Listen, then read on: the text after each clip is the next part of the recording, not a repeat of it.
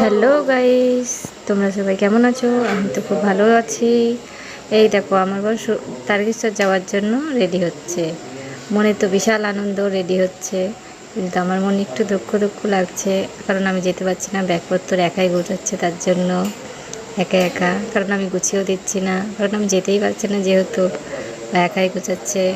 Ready হয়ে গেছে। এই যে আমি 100 টাকা ওকে সাজছি যে এই টাকাটা দিয়ে তুমি ঘট কিনো। ও নেবে না বলছে, কয়েক তুমি ভিডিওতে দেখাই দিচ্ছ, আমি নেব না। ফাইনালি পুরোপুরি রেডি হয়ে গেছে, বুঝছো?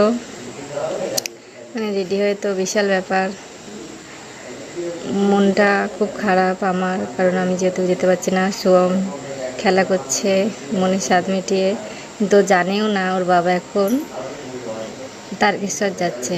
এই যে আমি একটু দেখিয়ে দিলাম আমার চেহারাটা আয়নায়। আর বড়া খাচ্ছি আর কথা বলছি। ও এই যে যদি হারিয়ে যায় ফোন নাম্বার খাতায় টুকে নিয়ে যাচ্ছে।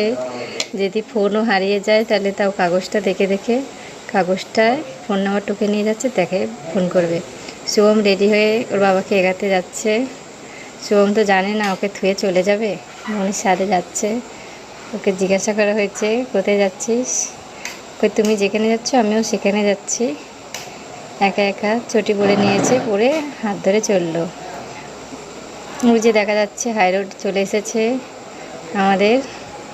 এখন এখান থেকে ওর বাবা টোটো ধরবে আর চলে যাবে।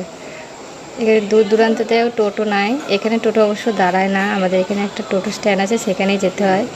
চলে গেল টাটা দিয়ে। এবার শুভম কান্না শুরু করে ফেলেছে, যাবে, খুব কাঁদছে যাওয়ার জন্য। দেখছো লাফানোর তামসা। টাটা, বাই বাই, আবার পরের এক ভিডিও নিয়ে আসবো। এখানটা ভুল করে ফোনটা এইভাবে ধরে ফেলেছি।